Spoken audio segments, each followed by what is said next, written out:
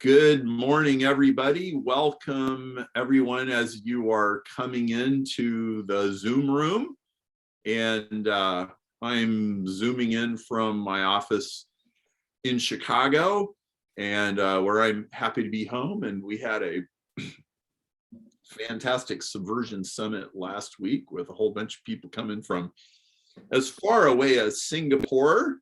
I don't think you can get a lot farther from Chicago than Singapore. It's pretty much, let's see, what's the name for antipode, like the opposite, the part of the earth that's the opposite. Just where your kids start digging and where they're going to end up. So yeah. When they go to dig, that's where they end up, right? And Ben Moskell's kids were digging in the sandbox yesterday and got the sand in his iPhone. So they were trying to get there. I think the Zoom has welcomed most of the people. So what are we going to do today? Well, we're going to talk about two very different high-speed entrepreneurial journeys. We are going to talk about Mark Riffey's $32 million company sale. And we're going to talk about Ben. Mark is in the middle of the journey. Some people would think he's at the end. There is no end. It never ends. It never ends. He is continuing on to run that company, and so he's going to talk about that. That's part two. Part one is Ben. And Ben's in New York, and he is a agency that has turned himself into a tactical triangle takeover, which is one of the models that we embrace in Advanced Mastery Network. And Josh Long is with me, and Josh is one of my coaches in AMN and a very, very extremely sharp guy who he often gets hired by our clients to do even more work. Like, are you the CEO, COO, or what do they call you at Paperless Agent? I'm just the lowly VP of sales. Okay. So one of our AMN people from last year hired him to be VP of sales. So Josh wears a lot of hats. So the place to start, though, today is Trombone Shorty and Airstream trailers. So Mark, can you talk to us about that? What is Trombone Shorty, and why are you in Louisiana right now? Well, let me back up just a hair. My wife retired in last May. She was a teacher for many years and a nurse before that. And one of the things that we had always talked about was getting a camper and roaming around the country once we had the ability to do that. And once she retired, we could. I've worked remotely since 1998. So it was good to get her to the point where she could do that too. So what we did was we're on a little circle, a blues circle. We went to the Cajun Riviera, which is a completely abandoned part of the Gulf Shore. I mean, we saw 3 people yesterday on the beach, and so we spent a couple days there in our camper, and we're heading over to New Orleans this morning. And I'm sitting in a Love's truck stop between 2 running diesel trucks in a camper, and so we're going to see Trombone Shorty on Saturday night, and he's a jazz blues trombonist, trumpet player from New Orleans. And then we're meeting some friends in Clarksdale, Mississippi, which is the home of the blues, or the birthplace of the blues, excuse me. And then we're going to Memphis for a little more blues, and then we'll head back to the house for a little while. And I'd say squeeze between 2 diesels at a Love truck stop's a heck of a lot better than a Walmart parking lot, right? It seems like the name of a good country song.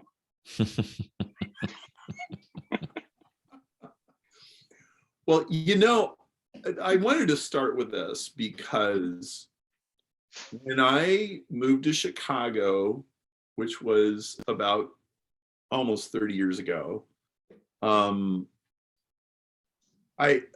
I noticed, okay, Chicago is a world-class city, can hold its own with any city in the world.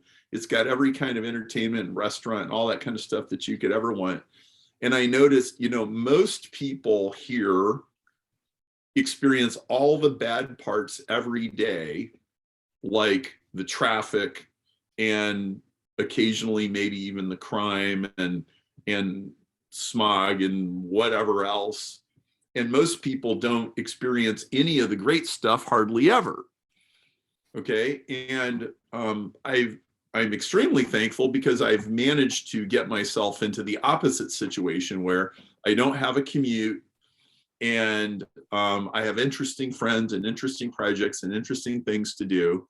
And I kind of designed my life the way I like it. And then I can do the great stuff. So for example, my son Xander, who just turned 18 yesterday, is a classical music fanatic.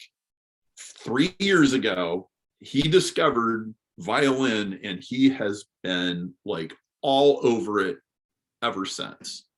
And on Sunday, we went to the Chicago Symphony Orchestra, and they did a performance of Mahler's Sixth Symphony, which I'm sure most people don't even know the difference between Mahler and Beethoven, but Mahler's a different animal.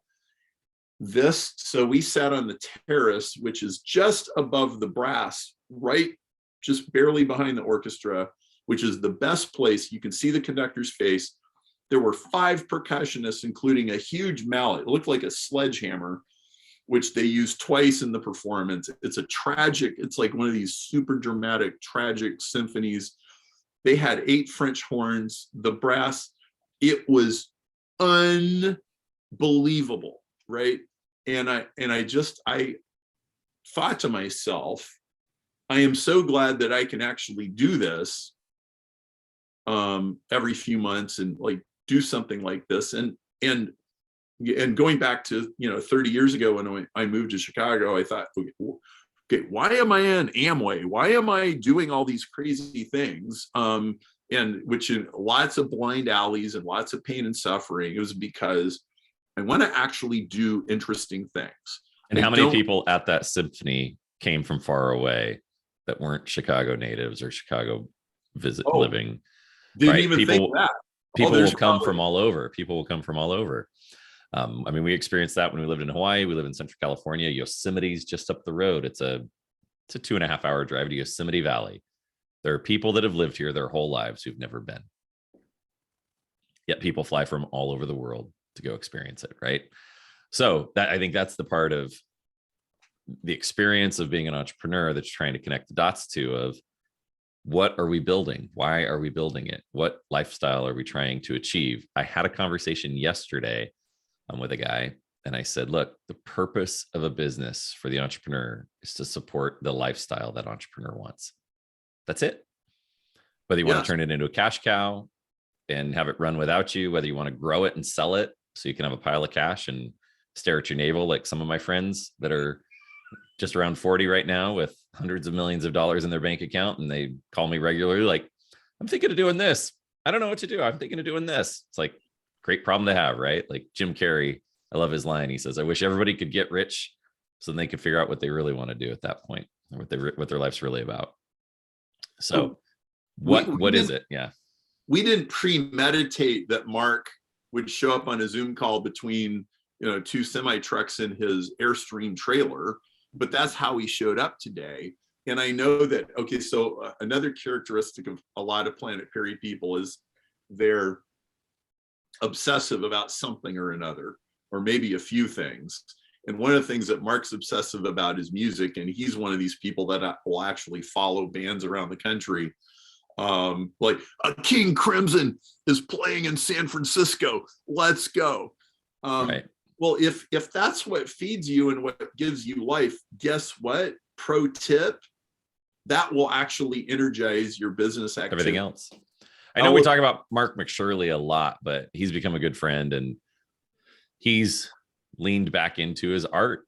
And that when he was working with Perry and I, he was trying to scale Roof Simple to the moon and take over the US. And he's like, I feel kind of burned out. I'm just going to go back and make art. And guess what? their growth trajectory hasn't changed one bit. And he's reduced his stress. Really good. Yeah, he's reduced his stress significantly. So let's talk a little bit about Mark's deal. Mark, you want to walk us through what that, go ahead, Perry.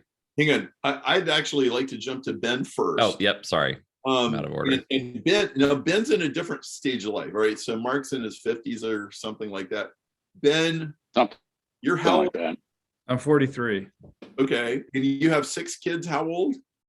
The oldest is 11 and the youngest is 3. Okay. Right. So, So you're in the zone defense aspect of parenthood. And you're like putting out fires and going 12,000 miles an hour, and you don't appear to be in an Airstream trailer or following a band around the country at the moment. I'm a 1-minute commute away from home, so that if there is chaos, I can be there. So always at the ready, right? You got the bat phone in every kid's pocket, and for when ADT calls and says that the alarm's going off again. Is it a false alarm? Well, let me go check. Nope, they just left the door open again. Yeah. So Mark, tell us where you've come from. I first met you at a Ken McCarthy seminar, and you were the internet marketing guy who thought he was going to be a lawyer. Yeah. That was I think it was 2005, I believe, or 2006 maybe. And I had so I went to law school, I got the degree and worked for about a year. And it just so happened that one of the other attorneys that was working there was about the same age, and she seemed a lot happier than everyone else.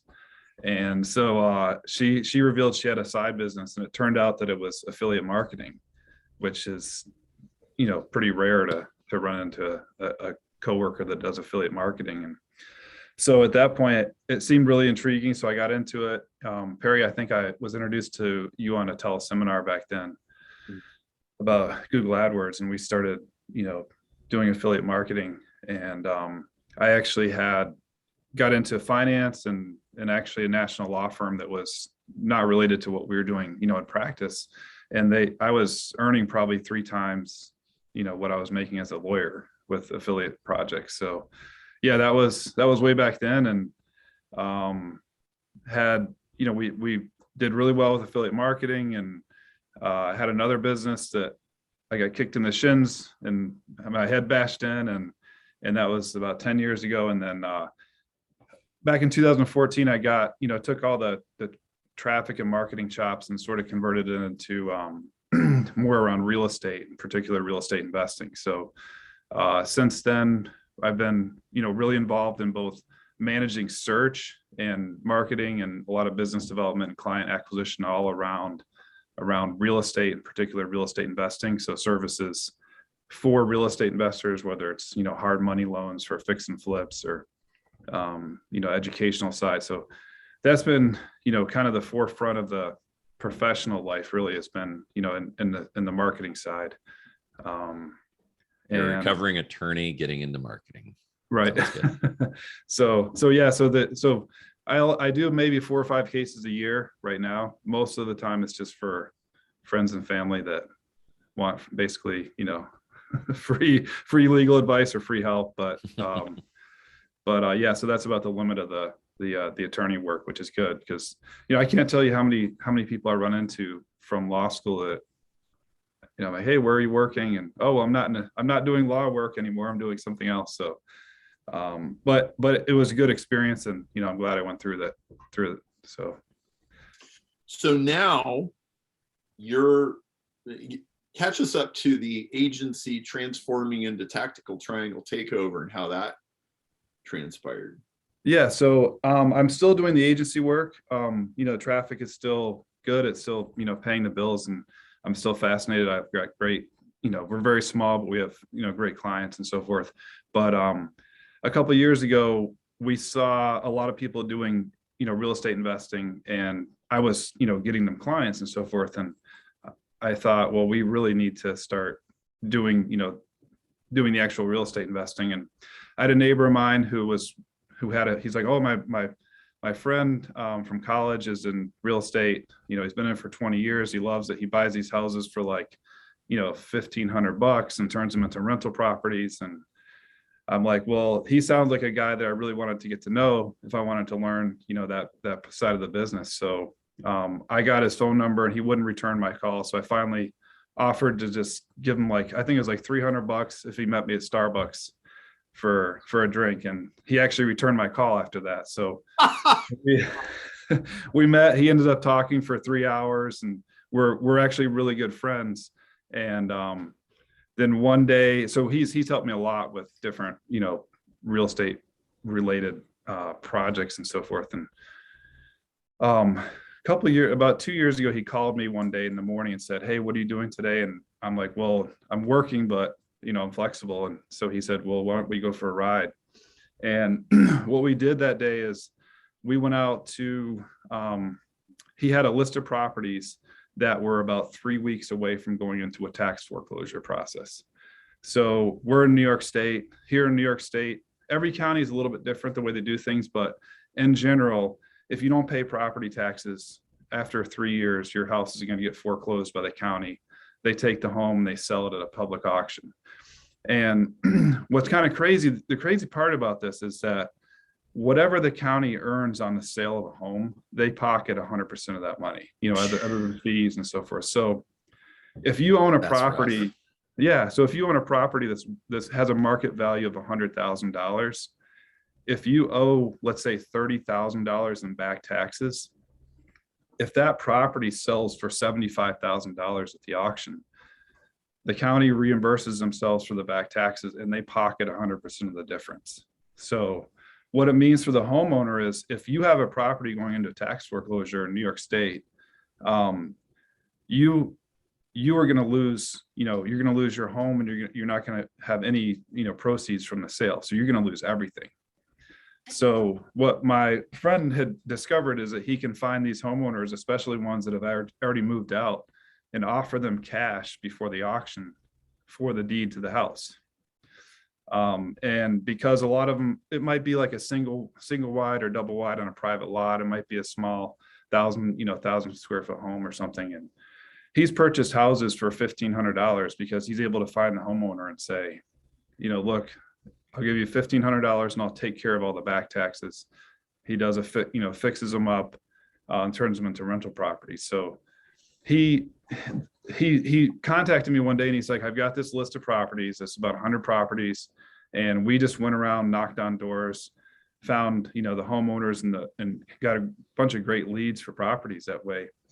And I'm like, there's got to be an easy way to get this list of properties that you have. And he's like, "Oh no, it's a real pain in the butt. You have to go to the county." I had to file a FOIL request, Freedom of Information Law request, just to get this information. And I'm thinking, like, surely there has to be some sort of database or streamlined system for getting this information, because it's incredibly valuable. If you're an investor, you're able, or even just to live in, you're able to get houses very inexpensively. And turns out this information is there's no database yet. And that's what we're working on, is creating sort of an MLS style database for these properties. And there's 3,000 different counties in the US, and all of them have different systems. Getting the information is a real pain. Sometimes it's not published online. There's never photos of the houses. So even if you get a list of properties, if you have a list of 100 properties, unless you know where they are, you're going to have to go out and actually drive to the property and look at them. And so wait, you're saying the government has no incentive to make systems better and information easier for people to access? I know, it's crazy, right? Man, I don't believe it. I think you're, no, I'm kidding. Yeah, that's amazing, right? Yeah. So that's the project we're working on right now, is creating, a centralized database so that, regardless of where you are, you can simply log in and see all of the properties that are, scheduled for tax auction. In some cases, there's even a lot of properties like in Pennsylvania that have been foreclosed, and they went through an auction and they weren't sold for whatever reason. So it might be that they were bid on, but then the buyer never closed. So they're actually for sale. They're just sitting as inventory that a county owns. They might own 100 houses that they're trying to liquidate. So, so that's where we are right now, and that's kind of the project that we're working on. Well, and I want to point out one thing for all of you that are wondering how Ben did such a magical job networking. Well, the reality is he reached out to the person and didn't expect anything for free. Perry, I know you and I've had conversations over the years, how many times people would ask you, hey, can I take you out for coffee? Hey, you got to eat lunch anyway. Can I take you out to lunch and pick your brain? And when you get to the level of Perry's at, or the guy that Ben was approaching, offering them a free lunch in exchange for their time is not valuable. So don't ever assume that somebody doing something, getting a lot accomplished, just wants to give their time freely to you. So always ask if you can buy it. Always ask if you can pay for it. I've had people do that for me, and I appreciate the respect, and I have never charged for it or rarely charged for it. But it takes it away from being a freeloader situation, because I've had too many people ask for free advice and never do anything with it. So there's no point. Yeah, that's actually the biggest thing, is that are they going to respect all the time and experience that went into that advice in the first place, right? And so like, that was a rack the shotgun to tell that guy, no, this Ben is not just another Yahoo who wants to, flap his jaws about real estate. Yep, right? Exactly. So Ben, give people an idea of,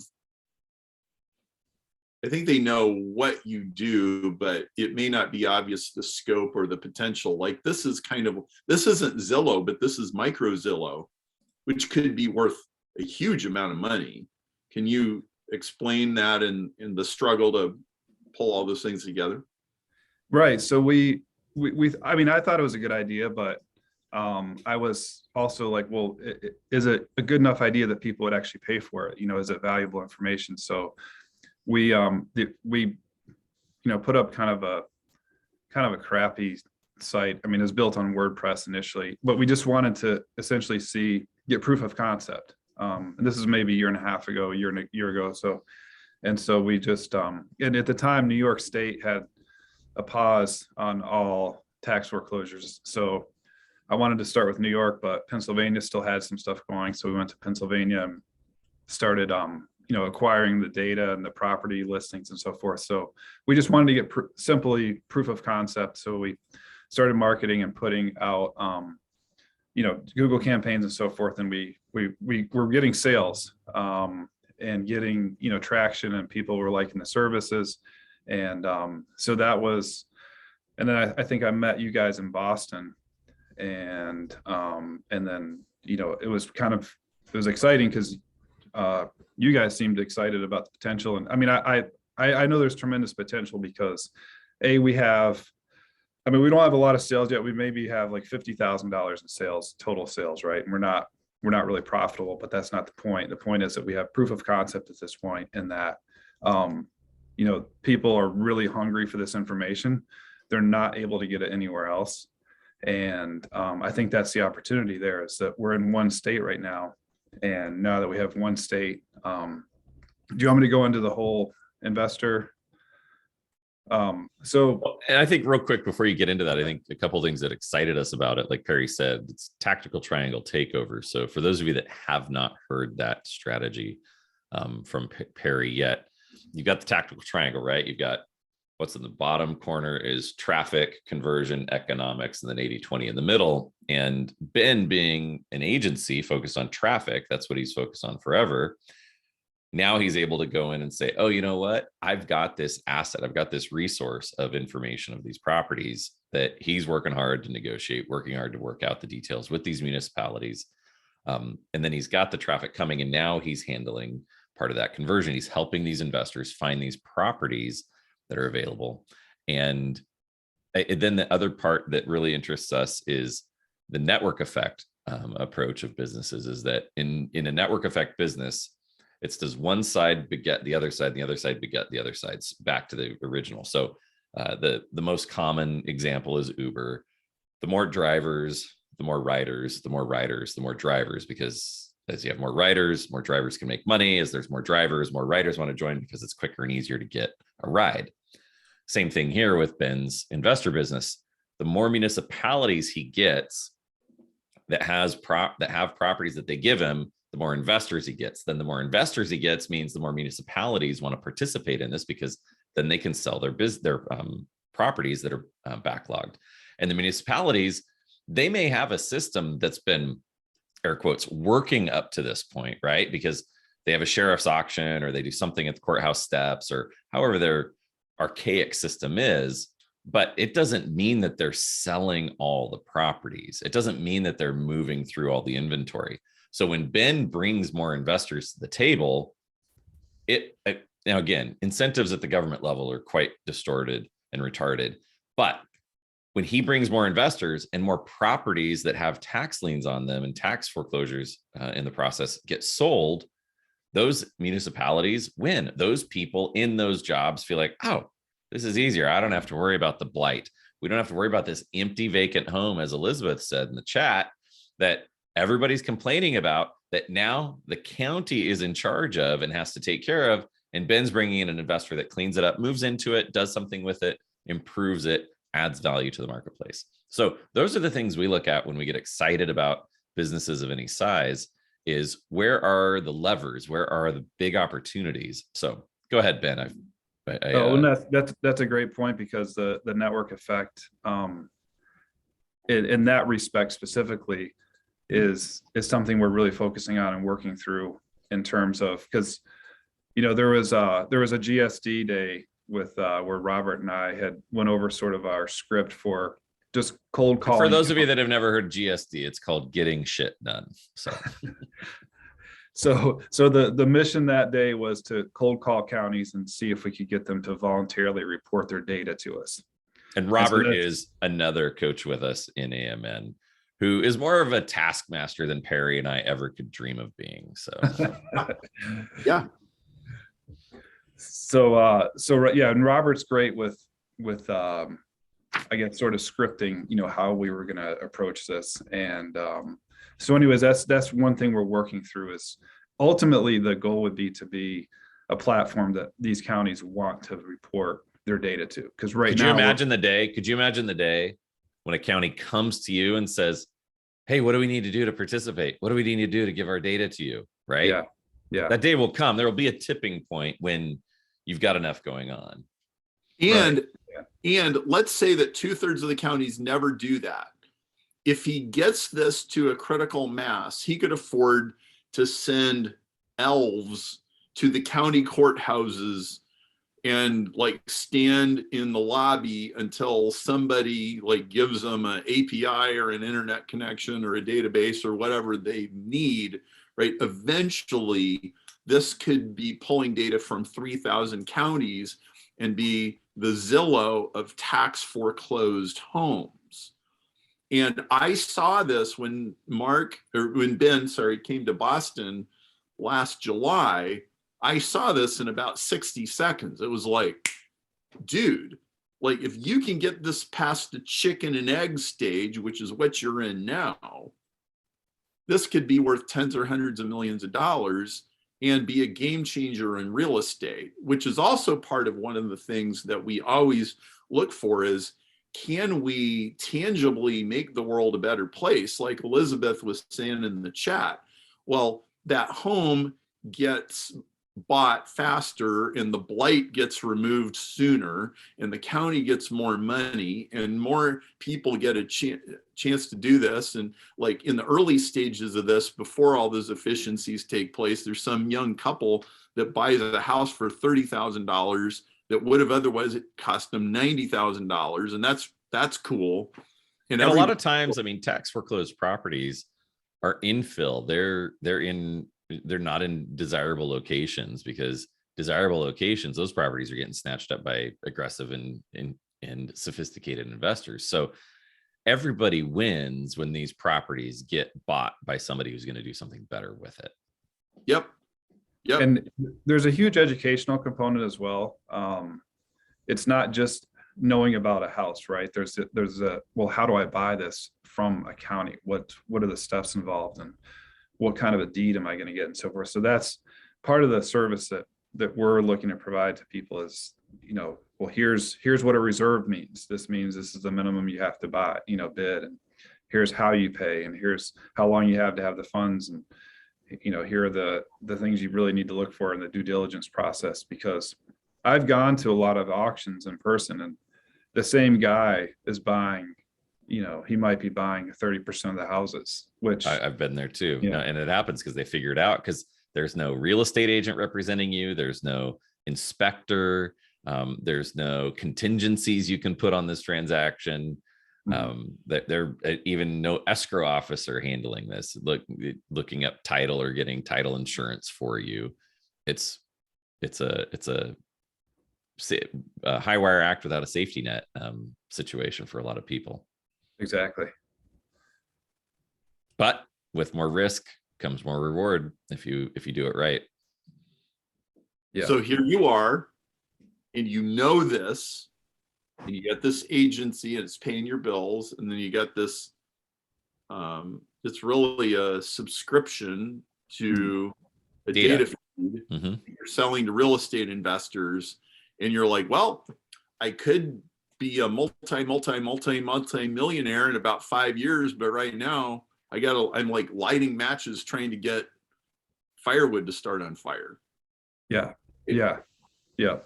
So that was when we had an idea, well, if we could accelerate the process, everything's been self-funded so far, and not a huge investment, but if we can accelerate the process.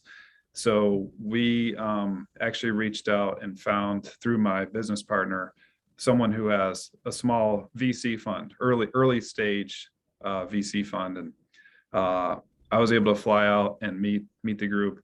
And one of the guys ended up really liking the idea. So long story short is he invested a small amount of seed capital just for the purpose of, okay, well, you have this proof of concept. Can you expand in the market you're in? Can you scale your pay-per-click campaigns? And we have milestones, or a milestone to hit, which is actually pretty reasonable. It's just 200 new subscribers a month. And we're given a couple of months to hit that milestone. And if we hit that milestone, then that will be, enough of, I guess, proof of our assumptions so far, so that there would be, a next stage of funding and growth and so forth. So well, I think that point of proof of our assumptions, I think that's the reality of all businesses, is how fast can you convert your assumptions to facts? That's the challenge that so many, especially ideation stage, new nascent ideas, new businesses that have a grand vision. And I don't know about any of you here on the webinar with us today suffer from this, where you can see what it could look like 35,000 steps ahead, but you're not sure what the next step is. And definitely visionary problems, but aggressively pursuing converting those assumptions to fact, seeing how many of them play out, how many of them fail, and how do you pivot or adjust to keep it going is the name of the game right now. Well, when you can see that 35,000 steps ahead thing and do the next step and not fall into a tar pit, you end up with what Mark did, which you're going to hear about in a little while. And so we've been working with Ben since September to dot the I's, cross the T's, see the opportunities. We had a conversation about 2 or 3 weeks ago about setting the right expectations from your investor, and how much say should your investor have in how you run your business. Do you have anything you'd like to add about that, Ben? Oh, that was terrific, actually. That was really, I guess, critical, because we knew we have this individual who's interested, right? And he's invested in a lot of companies, but he's also someone that you don't want to waste time. And I knew that this is someone where you have to just deliver a plan to him and say, here's the plan, right? Because I don't want to leave it vague, because you don't ever want to do that. So I think I emailed Josh and just said, here's what's going on. And we got on a call, I think that evening, and he's like, here's we talked it through, and he's like, you should take this plan to him. And that's exactly what we took to him. And what we ended up, agreeing on looked very similar to that. And it's perfect for where both of us are in terms of his level of trust and enthusiasm in the business and where we actually are right now. So that plan actually meshed perfectly. It wasn't, like an over ask or under ask. It was just kind of, perfect for the stage that we're in. So that was Good. really Yeah, good. no, that's awesome. And I want to answer a couple questions in the chat. People are asking like, well, this kind of tax lien sale, foreclosure type investor stuff has been sold forever. I mean, Ted Turner's kind of the famous guy that went around and sold it from stage. I think the part that makes me excited is that was the how to go drum these things up, use a lot of Dan Kennedy lines, shoe leather and sweat, right? To go figure this out as an investor. But where you're coming in and making it really a modern model that is a winner take all play, in my opinion, is you're aggregating the data. That's the thing that all the info marketers out there have always missed, is where do you get the data consistently, right? Because the average investor, the average person that goes to a Ted Turner event is just learning about, and sorry, I've got my landscaper coming, so let me know if it gets too loud and I can mute and you guys can keep talking. But that's where the average Joe on the street goes and learns, oh, okay, there's a tax lien sale, there's a tax deed opportunity, but then I got to go to my county recorder's office. I got to go down to the tax department and deal with it. And 99.9% of all people don't have the time to get through that process, let alone the education. So now you can give them the property, which takes away the hardest part of all investing, is sourcing the properties, sourcing the motivated sellers, sourcing the opportunities. It's the single hardest part of real estate investing. Then you can do all the education, the Ted Turner type stuff, for free as a retainer. So you completely flip this whole real estate investing education world on its head, because you own the most valuable part, which is the data, which is the source of the properties.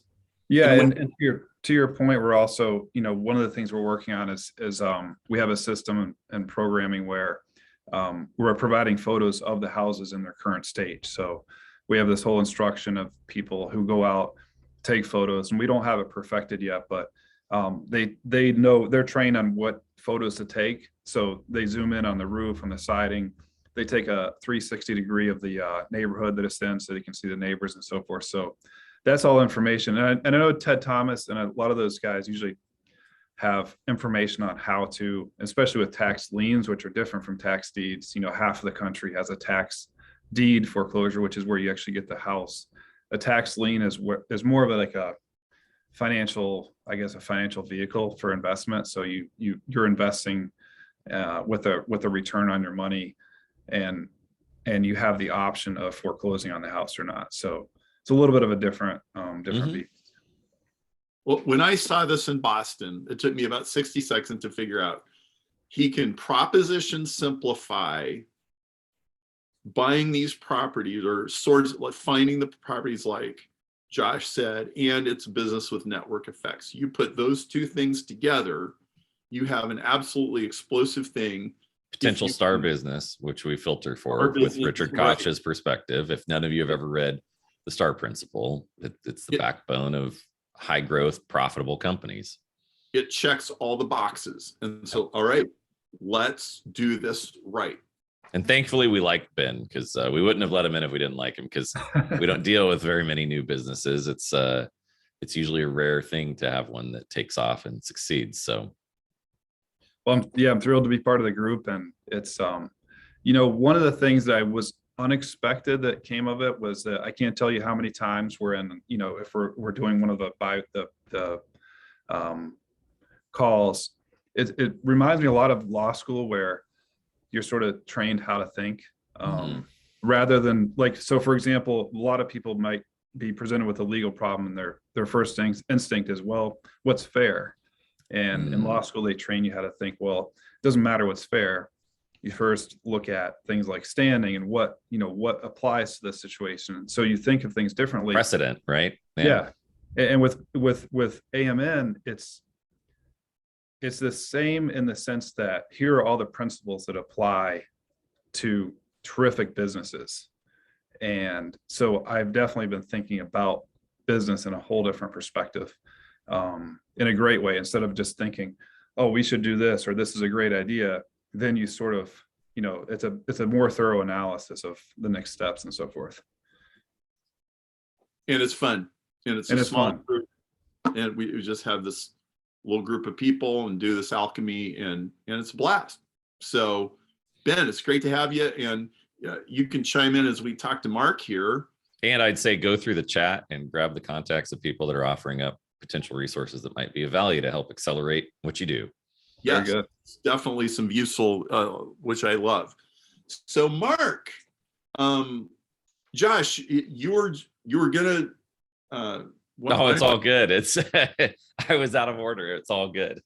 Yeah, Mark. So the last year plus, probably year and a half, we've been advising you on your role. You found a critical role in your organization. You're not the founder, you're not the original owner, but you still figured out a way to participate in that. And I know that we pushed you hard, probably harder than you liked, to get your position secured. That's why I was there. Yep, and negotiate well so that you're taken care of for all the value you bring to the organization. So give a little bit background on how you ended up there and why we're here talking about your success.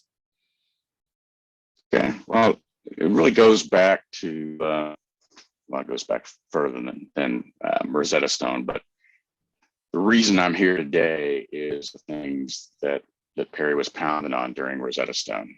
You mind turning your video off, and let's see if we can get your audio cleaned up a little bit. So it goes back to Rosetta Stone, where Perry, or at least one of the things that was foundational to Rosetta Stone was get equity. If you're in a business where you're doing consulting, get a piece of the pie. If you're bringing value, you should be able to do that. And there was network effect, which is involved a little bit here and some other things, but that was the big one.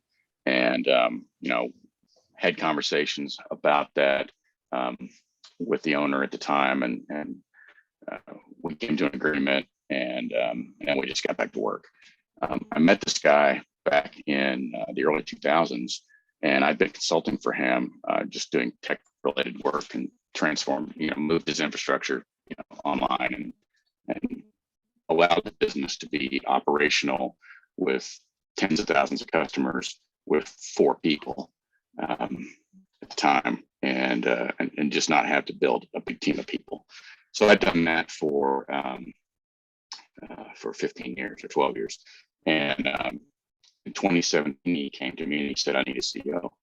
And do you know anybody? Because I've been in the software business for 35 years at that point, and he knew that I had a pretty good network. And so I searched around, and I just didn't find anybody that I was willing to offer to him that wasn't going to risk my relationship with him. So I just kind of out of the blue, and this is my wife's fault, because she's like, he just wants to hire you. I'm like, nah.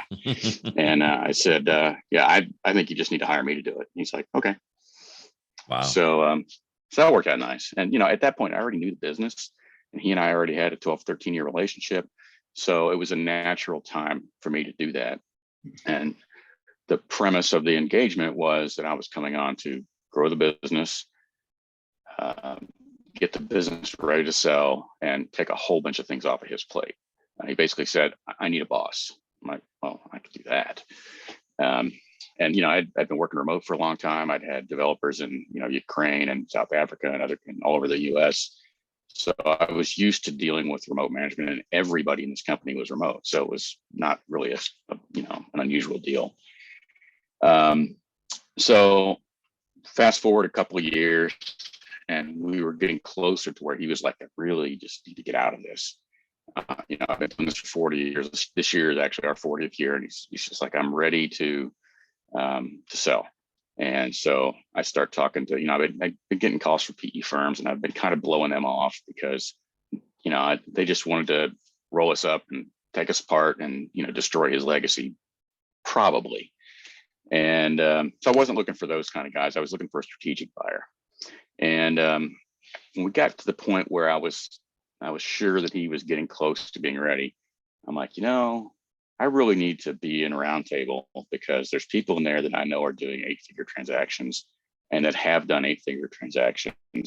And I don't know what I don't know yet. You know, I'd done 6-figure transactions and 7-figure transactions, but nothing like this. And it's different when you're doing it for somebody else. You know, if you screw it up on your own, then you just got to live with what you learn. But if you screw somebody else's up, it's just not a good thing. And particularly when there's equity involved. So I came to roundtable with that in mind. I wasn't really looking to fix our marketing or any of the normal things that people would come to roundtable for and actually get. I was there mostly just to see if you guys could help me not screw it up. And part of what came out of the very first conversation was, so what exactly are you doing here? You know, what is it you want? And I was very ambivalent about it at the time, much to the frustration of all of you guys. And, because I said, well, I'm happy to buy myself. And we kind of turn into the Cheshire Cat. If you respond to us, well, I don't know which way I want to go, then we can't help you. So. Yeah, exactly. And to me, it still feels the same, after the fact. But, I was like, well, I could buy myself. I could find a buyer. I'm probably going to end up running it after the fact anyway, because when these buyers come in, they don't want to bring somebody into a software business they don't know, and with a team they don't know, and just toss a manager in there and try to run the place. That's just going to be a disaster. And so I had spent the prior 4 years doing all the things that Josh talks about in Roundtable, about getting you from across that desert. I think that's the term you used, the desert between 2 and 10 million, or 5 and 10 million. And like, nobody's happy in the 5 million zone. Well, it was my job to not be happy, even though, I'm, like I said, I'm floating around the country chasing music stuff. So wasn't really in that situation, but it's because I'd been involved for so long and I'd been cleaning up those things. Otherwise we probably would have been in that situation. So we spent some time talking about that. And I talked to my wife about that extensively, and it was kind of funny. We always have a conversation before I would leave for Roundtable, and it was always like one of the best conversations we have. And it was like always the conversation where she just gets in my face, and I don't mean in a bad way, but she's just like, let's stand there and stare at you until you answer it. And so we would have those conversations, and then I would come to, and but I'd be standing with an answer on. I think we're getting every other word at this point. Oh, really? Well, that's a bummer. I'll slow down then. So we went to Chicago for the May roundtable, the October roundtable, and Bob McDemus caught me in the lobby on the way to dinner, and he said, "Are you going to buy that thing or what?" And at the time that wasn't my primary focus, but that created a conversation the next day and that evening, and I was like, okay, I just need to do that. I just need to quit waffling around and talk to him about buying the company and move on. Let's get this done. So now that I had made up my mind what I wanted, that provided the context for him to decide really what he wanted, because he kind of waffled around as well. He's like, well, when I sell it, well, I don't want to sell it. Well, it was never super important until I came to him and said, okay, let's start talking deal. And at that point, he's like, I really just want my cash. I don't really want to finance this, which I completely understand. So I rung up one of the strategic buyers that we had been talking to and been chasing us around for 3 years. And I said, we're really ready this time. And so we talked through November. I got a phone call from another strategic buyer who was kind of interested in November, and I blew him off. And I thought, look, I'll call you in January. We were right in the middle of a big deployment, huge deal, 2 years of development, giant mess, but incredibly strategic to the future of the company. So blew that guy off.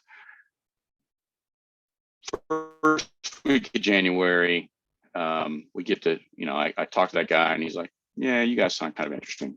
We kicked the ball a little further down the road. The company that first contacted us the week before the Ukraine invasion, they offer us 20 million. We turned it down. Of course, we didn't know about the Ukraine invasion at the time. So because Putin didn't call us. So that happens, and I'm just like, well, that's a kick in the face, because what's this going to do to the capital markets, and how's this going to affect the confidence of buyers? And did we just turn down an offer we're never going to see again? That was not a good feeling.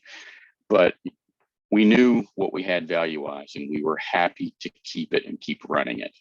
And that was really the key, is that we'd gotten things far enough along that we knew we're okay no matter what we did.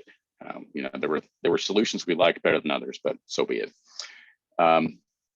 So I get a hold of the guy that I blew off back in November, and we have another conversation, and those conversations are going really well. And they're a much different group of people than the other folks. The other folks own 600 global software companies. They've got a very templated way of going about buying a company. They like to find cash cows and just keep them as a cash cow. They don't change hardly anything in the company. They just provide accounting and bookkeeping help. And, if you need more help, fine. But if not, we're just going to keep milking the cow, and, you keep growing it. And so that was okay. But we were like, that there's more out there, and there's lots of things that we could do.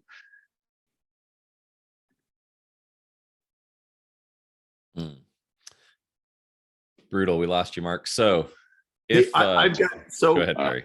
Mark, I would like you to call in instead of data in. And okay. I've got some comments while you're doing that. I can do that. So when we started doing coaching programs a very long time ago, one of the things we would sometimes do, we would have these contests and we would give away MacBook computers and stuff like that for the person who made the most progress in the coaching program. And what I always noticed was people would work harder to win a MacBook Pro than they would to make $1 million, $150,000 or whatever. And I think, well, there's a lot of like weird psychological reasons for that, but one of them is head trash. There is always a lot of resistance, hesitation, head trash, and barnacles around $32 million conversations. It just comes with a story. It is super, okay, so we were leaning on Mark really hard because for a while, Mark, you have a verbal commitment from this guy to give you X% of the company, and you don't have it in writing. Which means he has a verbal commitment to later get screwed with. Right. Okay. This happens all the time. Right, lawyer Ben? All the time, right? And so now Mark has to hold the owner's feet to the fire and say, owner, you need to stop what you're doing and spend some money with some lawyers, and you need to write me a thing to Mark, who's like serving the owner and doing his job, it feels narcissistic and whatever else, right? And then that gets signed, and then he's got to drag the owner to the next step, and then he's got to drag him to the next step, right? And then, okay, so there's that. When you come into a coaching group and you have mentors and other group members, you have Bob McNemus in your face. Like, I think Bob used more colorful language than what Mark quoted him as saying, but they're like sitting at the bar and Bob's grabbing Mark by the lapel saying, dude, like, we can all see that you've got this really valuable situation. Are you actually gonna take advantage of it, or are you gonna let it go by? And what that does is that shifts Mark's lizard brain from thinking about $30 million to get him thinking about, I got to get my mastermind group off my back. which is just like winning a MacBook Pro. It's like you actually, the way human beings work is you kind of gotta, there's the art of where you direct your attention and what you mentally focus on. Like if Mark could just focus on winning a MacBook Pro and not think about the $32 million, he'll have, Mark, I see, Mark's gonna be ready to come back here in a sec. If Mark can focus on the little thing instead of a big thing, he can calm down the chattering inside his head, right? And meanwhile, we're looking at everything that he's doing. I mean, you don't know how many emails went back and forth between all of us. It's like how Mark is finessing and massaging the deal to make sure that it happens. To get it across the line. So Mark, Perry said about the head trash at the stages. I think a big reason why, another reason why $5 million business owners are miserable. The first one is they can't play whack-a-mole to manage the business anymore. The moles are the size of them. They can no longer be whacked. They need to be dealt with, thought through, executed, managed, all that stuff. But the other thing is that 5 million is a huge transition to trusting managers to run the company. And most business owners fear that. And most business owners can't handle letting go of that control. And that's why the vast majority of business owners sabotage everything at that point. And that's why so few businesses ever get to 10 million, because the reality is a business that gets to 2 million likely has the market potential to get to 10 million. There's very few industries or markets where there's no extra space to go above 2 million, that they've tapped out everything possible. But what keeps most businesses from going to 10 million is that owner's willingness to change and become the organizational leader to lead a $10 million company, not a $2 million company. So Mark, let's test your audio. You gotta unmute yourself. Well, he called in. Let me see if he's, sorry, everybody, technical stuff. It's okay. It's right at the climax. Everybody's willing to stick around and get to it. I found it. There we go. So I think he has to press like *6 or something to unmute himself. I have to. Yeah, Mark, hold up cue cards. Todd says you're getting some trash talking from your roundtable cohorts. So, or heckling, I should say, trolling. You know what? I don't know if we're gonna fix this. We might end up with the old audio back on the old audio connection. Mark, just unmute your computer. Yep. With the video off.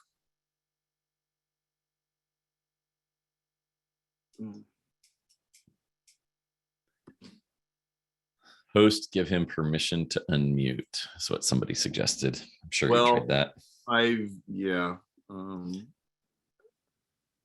Because once you're on your phone, I think it's *6 to mute and unmute. Well, Josh, why don't you riff about AMN a little bit here? Yeah. Sorry, Mark. Are you doing pound? That looked like #6. Are you doing #6 or *6? So bingo. There we go. Yeah, you got it. You got it. Thank you. Glad you showed the screenshot. Glad you showed the screenshot. There we go. Oh, so yeah, you know, on the thing you were just talking about, Josh, you were talking about, getting from 1 to 2, and there's market value or market potential there to get to 10. One thing that I've seen is that there's people who can get a business to 1, and there's people who can get a business from 1 to 2 or 3 or 5, and there's different people who can get a business from one of those numbers to 10.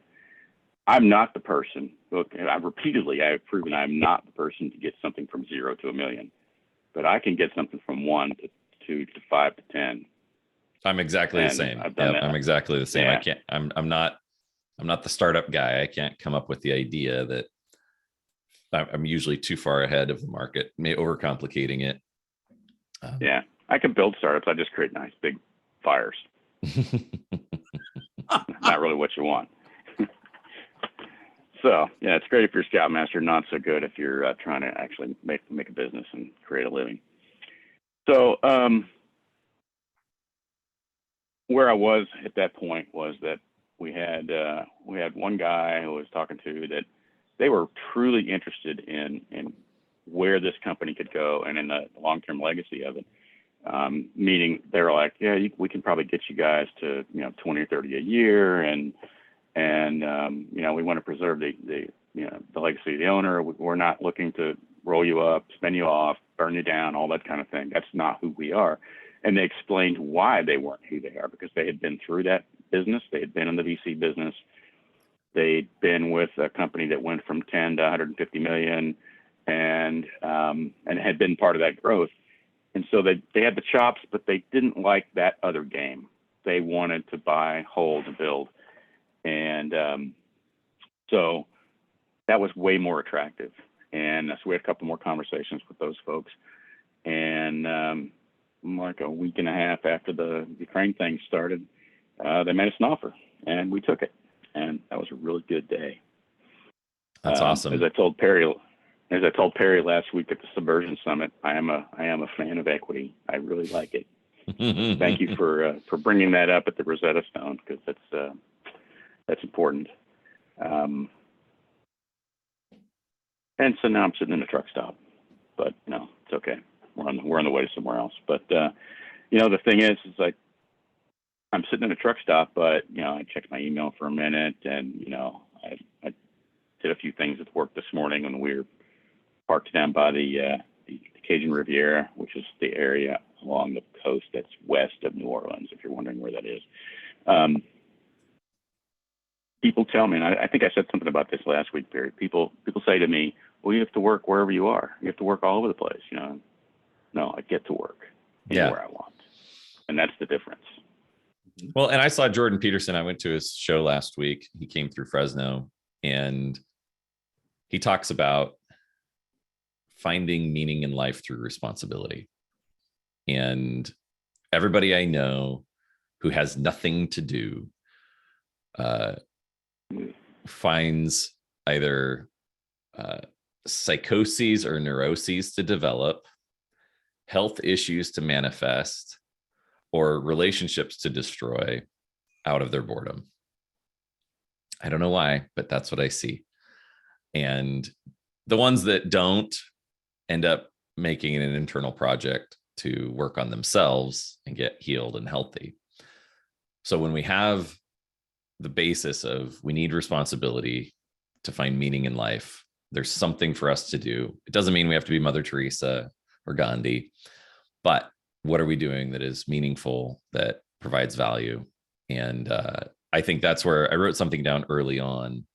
And I don't remember what the trigger was, but it's that we never arrive, that this belief or this timeshare pitch that we're sold that someday we will retire and arrive has been foisted upon our lizard brains over the last 100 years. And there is no arrival. And I just turned 43 the other day and was having dinner with my family and my mom. And my grandfather was the greatest person I've ever known. And he died when I was 18 in 97. But I was grateful for his example. And my grandmother always said, your grandfather finally got his act together when he was 42. And he finally grew up, realized, had some refinement. And I only knew him from the time he was 57 and on. And so I was reflecting the other day on, if my grandfather made as much progress as he did in his life from 42 till the day he died when he was 75, made all the impact. I'm so excited to think of the impact I get to make in my kids' lives and everybody's lives around me, because I got a head start having him in my life. And so she said, tying it all together to never arriving, she said when he was 73, she was sitting having lunch with him, and she says, Dad, your life's pretty good. You seem to have everything together. When did it ever get easy? He just laughed. He says, it never does. Like, it's just this continual refinement, continual optimization, continual growth, and the next layer of being refined. So as we think about this, for those of you that are listening and you've got a business that you're wanting to grow and you're like, oh, if I can just get to the next milestone, everything will be easy. All my problems will go away. Let me break that misnotion, disbelief, whatever, misnomer right now, that you will never arrive, but things will get interesting in different ways and you will become better at every stage that you allow yourself to grow in. And it does get easier. And when I go back and look at my notes, I've been a consultant forever, and I've got journals that I keep all my notes every year. And it's about once a year I get a new binder. And I go back and I look at the problems I was solving in 2015 or 16 for clients. And I'm like, that's laughable. I mean, it's child's play compared to the stuff I'm tackling right now. And it's not that, oh, my life is still so difficult. Things get better and easier, but the challenges get more interesting and more fulfilling. So Perry, now a good time, I think to invite those that are here that think you're a fit, that have found value from what you could see, finding value from what Ben and Mark have experienced over the last year and a half. We have AMN, Advanced Mastery Network. We're going into our 5th year. Perry, can you believe it? Unbelievable. And it happens to Hey, get Perry. better every year. Go ahead, Mark. I just wanted to say that, I mentioned early on that the primary reason I came to Roundtable was because I didn't know what I didn't know. But the side benefits that I didn't even mention are that got to know Josh, we'll call it counseled, right, Josh? Yes. Got counseled a few times. Got to meet Robert Michon. It's a friendly way of saying it. I couldn't characterize my conversations with Robert other than fascinating, awesome, and feeling like I've been thrashed. And going back, I love Robert. He and I have gotten a good bit closer over the last year, so that's been really cool. But just the whole thing, even if you're not coming there for what I was there for, which is very specific, and Fancher, I told Perry, or actually I told Fancher last year after the tactical triangle. I can't remember the name of it, but it's where Fancher calls you up and tells you all the things that you're not doing. And that was like the most valuable hour of marketing discussion in 5 years that I've had. I told Fancher, you guys, you're giving Fancher away. You should charge way more for this. Mm-hmm. So you can thank me for making that happen, because I think you are now charging. We are. We've been saying increase Fancher's rates for quite a while. So yeah, yep. He is awesome. Yeah. Thanks, Mark. Well, I'm really glad. And I think that's my favorite part of Planet Perry is the friendships that come out of this long after the program's over, long after the transaction's done. I was chatting with Justin Brook yesterday. I didn't have a chance to go to the Subversion Summit, but he was there and I just wanted his feedback. I said, what'd you think? And he says, I love speaking in Perry's audience, to Perry's audiences, because they're the best out there. They're the most authentic. There's no hype. There's no fluff. There's no posturing like in so much of the internet marketing crowd. So, and for those of you that are saying, well, Mark keeps saying Roundtable, why don't I just join Roundtable? Well, the reality is that I was involved in Roundtable the year that Mark was there, and we treated Mark like an AMN member. He got added attention and love and care. And I'm just not involved in Roundtable because I don't have 3 lifetimes, 3 parallel lives to run. And I loved it. I love everybody in it. It's a time thing for me. So AMN is where you get this kind of attention. And we've got our 5th year starting after Labor Day. That's when we're kicking it off. But we have an early bird program promo that we do every year around this time.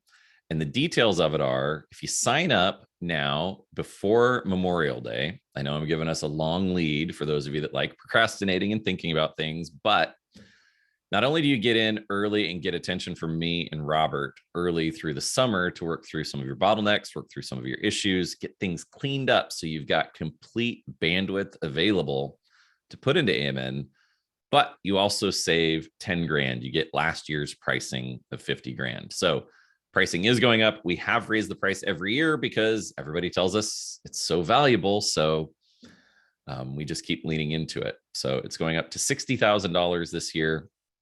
I think we started it back in year one. It was $39,000. And it just keeps going up every year. I don't know if we'll ever hit 100 grand. I'm pretty confident it's worth 100 grand. It's not that Perry or Robert or I are trying to squeeze every dollar out of anybody. We're just trying to find that happy medium where people are excited, they find value, and they take action. And it's a great filter to keep attracting wonderful, wonderful executors, because that's what AMN's all about. It's very execution focused. So for those of you that I'm going to throw it into the chat to everyone, for those of you that want to apply, here's the link to go check out the information page. You can apply to schedule a consultation with me or Robert. It will randomly select either of us. So if you get one and you're hoping for the other, if you get me and you want Robert, let me know. I'll swap you over to him. But if you get Robert and you wanted me, just talk with him. He's just as good. So anyway, perrymarshall.com/earlybird. You got it. Yep. Thank you, Perry. So for anybody that has questions, feel free to throw them into the chat. Perry, I know you usually have a pretty tight calendar. How many minutes we got here for some Q&A? About 10. Great. So 10 or less. If anybody has anything in the chat, throw it in there. We are not going to unmute you because we learned long ago, never give a microphone to somebody and let them just ramble. So text keeps it brief. My counsel to Mark in all of this was make sure that if the new company that you're going to continue to run goes south, that you don't lose this nest egg that you negotiated. We've got another member, Scott Alberts, is going through the exact same thing with a successful company. And that's exactly our advice there is reduce your risk at all turns. Never take the short end of the stick or never expose your belly in these deals so that you end up with less than you have right now. Because remember, Mark is not going to do a good job running this company if he's demoralized and insulted by the behavior of the new owners. And whether you like it or not, whether you understand it or not, whether you realize it or not, when the new owners take over, you're in a new company. Mm-hmm. And Mark knows. I mean, Mark, you want to say anything about that? Yeah, I forgot to mention that last week at the Subversion Summit, I actually took Thursday off and went to meet the new owners and went to dinner with the managing partner and his wife. They gave me a signed book from the board chair, who happens to know. I mean, he's got a network I wouldn't even dream of having, and basically sent me a book of CEOs that he wrote that he's proud of and that he really wants to see more of. That was kind of a hint to read the book, so I started that, but I'll send that to you guys later. But anyway, had a great meeting with him and his wife, and the old owner flew up to meet with us, and then we sat down the whole next day to talk strategy. I had a network effect conversation with the new owner, managing partner, that day. I haven't had a network effect conversation with anybody outside of Planet Perry. That's easy for me to say, ever. That's awesome. Until then. And that just shows you the level really of people that are coming in. I mean, that's awesome that you're able to be sophisticated and keep pushing on that front. That's great. Yeah. Real quick, Jay, you're right. The new level, new devil. I like that line as you grow. And Glenn, thoughts on my journaling process. I just stream of consciousness into notebooks of things that I need to get done. It's more of a task list than journaling. So, any questions? Nobody's got any questions. So if we don't get one here in the next 30 seconds, we will call it and give Perry 6 minutes back in his life that I'm sure are well deserved and well needed. So thanks, Mark. Thanks, Ben. Love having you guys around. Love having your input. This has been fantastic. Yes, both of you. I'm really proud of what both of you guys are doing, and you're blazing trails and you're doing things. like, I just really know that when you do this stuff, other people see it and they're like, okay, somebody I know, or somebody at least only 1 degree of separation, somebody who's reading the same newsletters, attending the same webinars, going to the same seminars, being in the same mastermind groups, you know, being in the Google group, whatever. These, like, I can reach out and touch you. Like, this is actually, like, Mark is as real of a human being as you'd ever meet in your life. And so is Ben, with 6 kids and chaos and ADT alarms going off telling them that they're burning a house down, right? So this, you know, zone defense phase of parenting, or blues traveler, right, traveler, connoisseur. Yep. That we got quite the stir fry in Planet Perry. And Perry, you can take Bob McDemus's question and probably follow up with him later. So unless you want to answer it right now. Are you open to offer, like, yeah, send me an email, Bob. Yep. Okay, great seeing you guys. Take care, everybody. Yeah, Enjoy we'll connect you, Mark. Thanks. PerryMarshall.com/early bird. Yeah. Thanks, Perry. See you guys. Thanks, everybody.